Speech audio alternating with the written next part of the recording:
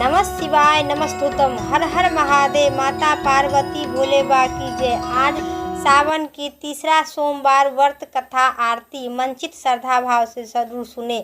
आज 28 जुलाई 2025 को दिन सोमवार की तीसरा सोमवार की संपूर्ण कथा आरती।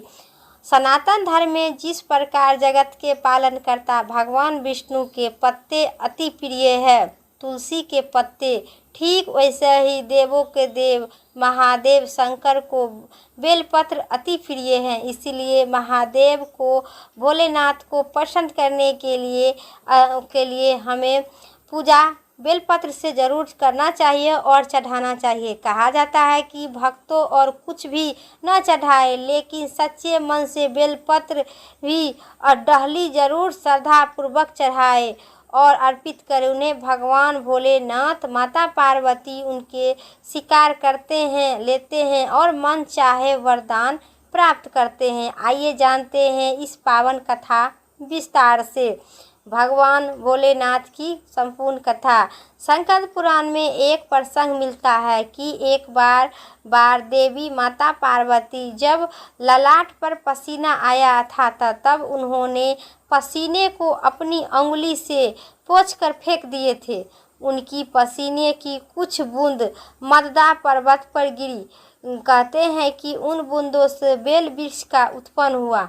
मानता है कि बेल वृक्ष के पत्ते में स्वयं देवी माता पार्वती वास करते हैं।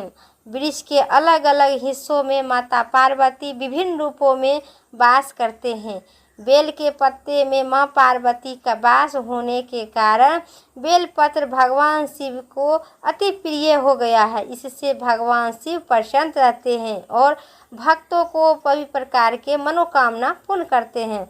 और भी जो भक्त किसी तीर्थ स्थान पर जो पाने का असमर्थ है, वे यदि सावन माह में बेलपत्र पेड़ रोपे, वृक्ष रोपे और लगाए, उनके भगवान सभी प्रकार के मनोकामना पूर्ण करते हैं। यह भी कहा जाता है कि सागर मंथन के बाद निकले कालकूट भी विष पान करने के बाद भगवान शिव की शरीर में अत्यधिक जलन होने लगा, पीड़ा हो रही थी।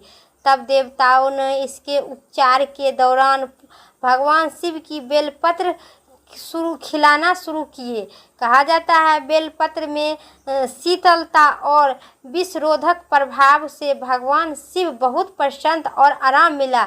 तभी से उन्होंने बेलपत्र अति प्रिय माना गया है। परंपरा चल आ रही है। बता दें कि बेलपत्र तीन पत्तियों को शिवजी को त्रिशूल और उनके नेत्र का प्रतीक माना गया है। बेलपत्र जो भक्त ओम नमः शिवाय, माता पार्वती भोले बा की जय सिंदूर से लिखकर और रोड़ी चंदन से लिखकर भोला बा पर अर्पित करता है, उन्हें सभी प्रकार के मनोवांछित फल की प्राप्ति होती है। बोलिए भोले बा माता पार्वती की जय। अब सुनिए एक अन्य और कथा। पौराणिक कथा के अनुसार रावण को अपनी शक्ति का अहंकार था। इसी अहंकार के वजह से वे सभी को कमजोर समझता था।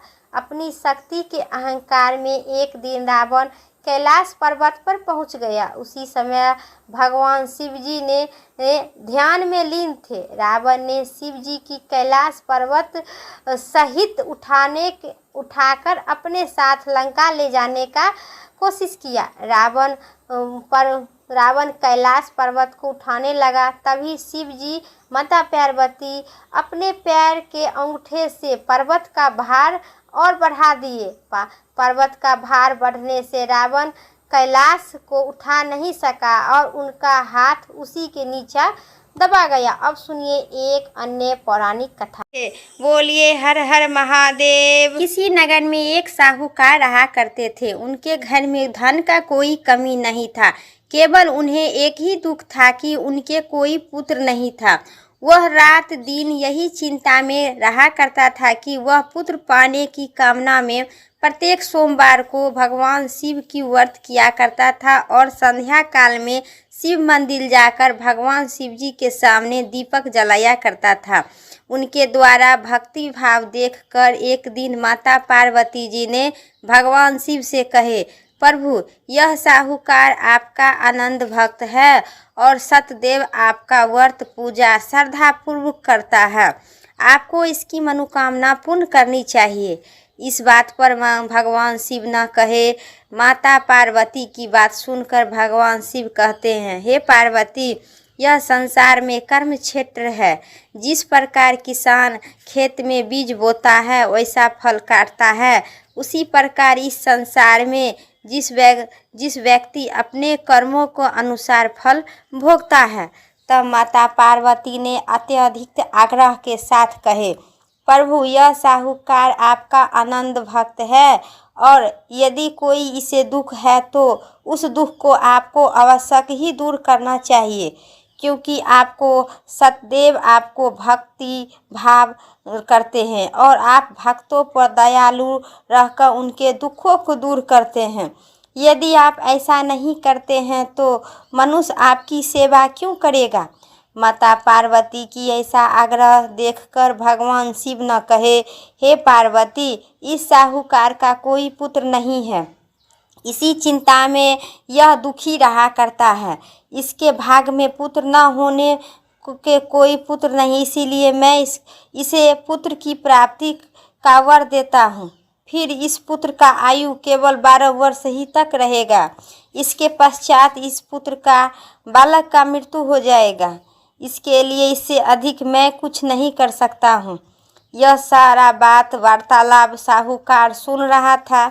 इससे उसे न तो कोई प्रसन्नता हुई और न कोई दुख हुआ। वह पहले की तरह भगवान शिव और माता पार्वती की पूजा किया करता था। उसी समय बीतते पर साहूकार की पत्नी गर्भवती हुई और 10वें महीने में उसे एक अति सुंदर पुत्र की प्राप्ति हुआ। साहूकार के घर में खुशी मनाई गई। साहूकार ने निर्धन तथा ब्राह्मणों को अन्न दान वस्त्र और बहुत सा आभूषण दान किया। उसने किसी को पुत्र की आयु के भेद नहीं बताया। तब बालक ने 11 वर्ष की हो गया था। तब बालक के माता अथवा साहूकार के पत्नी ने बालक को विवाह करने की आग्रह की, लेकिन साहूकार ने कहे, अभी मैं इसका विवाह नहीं करूँगा, इसे काशीपुर पढ़ने के लिए भेज दूँगा। फिर साहूकार ने अपने साले अथवा बालक के मामा के बुलाकर और उसे बहुत सा धन देकर कहा, आप जाइए, जिस स्थान पर रुकिएगा वहाँ पूजा पाठ करते हुए ब्राह्मणों को दान देते हुए काशीपुर जाइएगा। जाते रास्ते में जिस स्थान पर रुको वहाँ यज्ञ तथा ब्राह्मणों को भोजन करवाओ, दान दक्षिणा देते हुए आगे जाना है। वे दोनों मामा भांजे यज्ञ करते और ब्राह्मणों को भोजन करवाते हुए रास्ते में प्रताप नगर नामक एक शहर था। उस शहर में राजा की पुत्री का विवाह था, इसलिए उस शहर के अच्छी तरह से सजाया गया था। दूसरे राजा का लड़का जो राजकुमारी के विवाह के लिए बारात लेकर आया, वह एक आंख से कनाह था। उनका पिता इस बात पर बहुत ही चिंता था कि कहीं वर को देखकर कन्या का माता पिता ने इनकार न कर दे। इसलिए साहूकार के अति सुंदर बेटे को देखकर उसने मन में विचार किया कि क्यों न दरवाजे के सामने इसी लड़के के वर बनाकर ले जाया जाए। ऐसा विचार करके वर के पिता ने उसके लड़के और लड़के के मामा से बात की तो दोनों तैयार हो गए। फिर उस लड़के को दूल्हे के कपड़ा पहनाकर तथा घोड़ी पर चढ़ाकर दरवाजा पर ले गया और सारा कार्य संपन्न हो गया और पूरा हो गया। फिर वर के पिता ने सोचा कि विवाह कार्य भी इसी लड़के से करा दिया जाए, तो ऐसा सोचकर उसने लड़के और उनके मामा को कहा, यदि आप फेरे और कन्यादान को काम को भी पूरा करा दे तो आपकी बड़ी ही कृपा होगी। उन्होंने स्वीकार कर लिया और कहा, विवाह भी अच्छी तरह से संपन्न हो गया। परंतु जाते समय लड़के ने राजकुमारी के चुंदरी के पल्ले पर लिखा दिया कि तुम्हारा विवाह तो मेरे साथ हुआ है, लेकिन जिस राजकुमार के साथ आपको भेजा जाएगा वह एक आंख से कना है। मैं काशीपुर पढ़ने जा रही हूँ। लड़के के जाने के बाद उस राजकुमारी ने जब अपनी चुंदरी के पल्ला देखा तो पाया उस राजकुमार के लिखा हुआ। राजकुमार ने के साथ जाने से इनकार कर दी और कहा कि मेरा पति ये नहीं है, वो मेरा विवाह इसके साथ नहीं हुआ है, मेरा पति तो काशीपुर पढ़ने गए हैं। राजकुमारी के माता पिता ने अपनी पुत्री को विदा नहीं किया और सारा बारात खाली हाथ लौट गया। उधर साहूकार के लड़का और उनका मामा काशीपुर पहुंच गए। वहां जाकर उन्होंने यज्ञ करना और लड़के को पढ़ाना शुरू कर दिए। जब लड़के की आयु 12 वर्ष की हो गई तो उनकी मृत्यु का सामने आ गया दिन। लड़के के मामा को इस बात पर कुछ भी पता नहीं था। उसी दिन उन्होंने यज्ञ का आयोजन किए और वह किया था। लड़के ने अपने मामा से कहा, मामा जी आज मेरी तबीयत कुछ ठीक नहीं लग रही है। मामा ने कहा, अंदर जाकर लेट जाओ। लड़का अंदर जाकर लेट गया और थोड़ी देर में उसको प्राण निकल गया। यज्ञ के बीच में जब मामा आकर देखा तो वह मृत अवस्था में पड़ा था। उसे मामा को तो बहुत ही दुख हुआ। उन्होंने यज्ञ का कार्य अधूरा रह जाने के डर से किसी को कुछ नहीं कहे और संयम रखे। फिर यज्ञ का कार्य संपन्न करके ब्राह्मणों को दान दक्षिणा देकर ब्राह्मण को चल जाने के बाद उन्होंने रोना पीटना आरंभ कर दिए। संयोग से उसी समय शिव और माता पार्वती उधर से जा रहे थे। जब उन्होंने जोर जोर से रोने की आवाज़ सुनी तो माता पार्वती ने भगवान शिव से कहे, प्रभु कोई दुखिया रो रहा है, उसके कष्ट को आप दूर कर दीजिए। तब शिव माता पार्वती उनके सामने आकर देखा तो वह लड़का मृत अवस्था में पड़ा था। माता पार्वती जी ने बोली, प्रभु यह तो ज्वालापुर के साहूकार के लड़का है जो आपके वरदान से उत्पन्न हुआ था।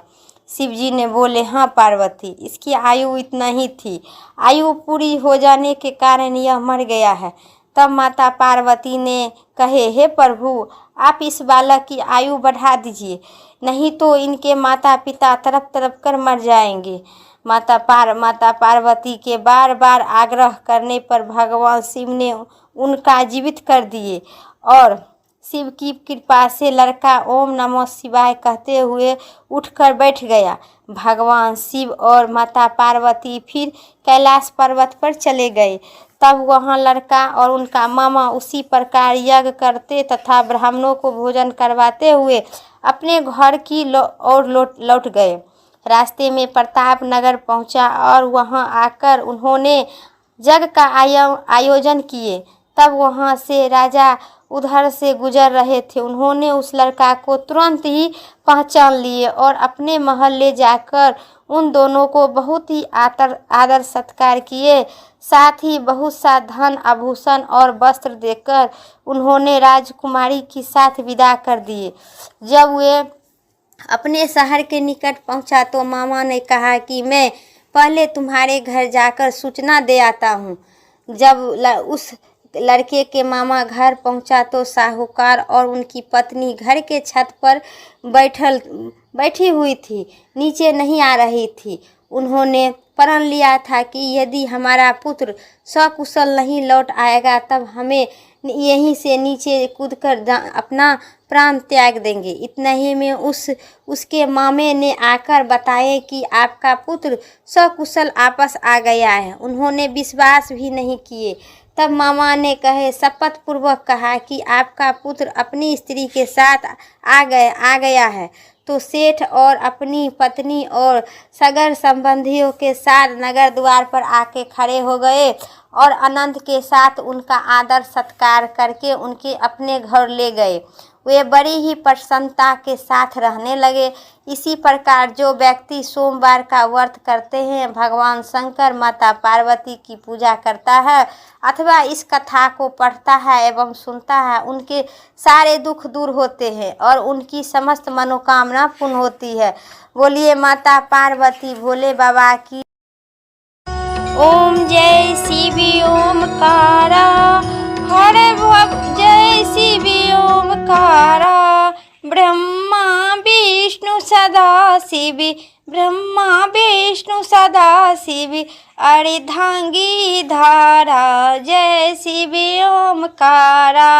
एकानंदी चतुरानंदी पंचानंदी राज हो बाबा पंचानंदी राज। हंसासन गरुड़ासन विषवाहनी छाजे जय शिव ओमकारा। दो भुजी चारि चतुर्भुज, दस भुजी अति शोभे हो बाबा दस भुजी अति शोभे।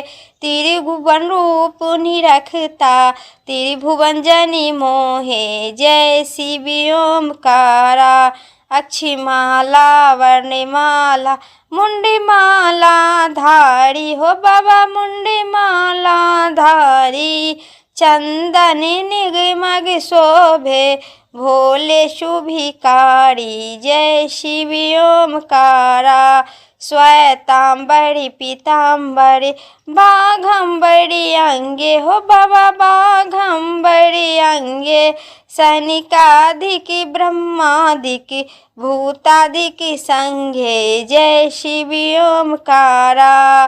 करके मधि कमंडल चक्र त्रिशूल धरिता हो बाबा चक्र त्रिशूल धरिता।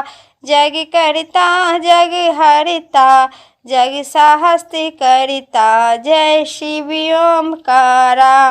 ब्रह्मा विष्णु सदा शिव जानती अभी के खा हो बाबा जानती अभिवेखा। वर्णाक्षरी में शोभिति ये तीनों एका जय शिव ओमकारा। त्रिभुवन स्वामी जी की आरती जो कोई नहीं गावे हो स्वामी जो कोई नहीं गावे। कहती शिवानंद स्वामी मन वांछित फल पावे जय शिव ओमकारा। बाबा जय शिव ओमकारा। हर हर महादेव। पार्वती पते की जय।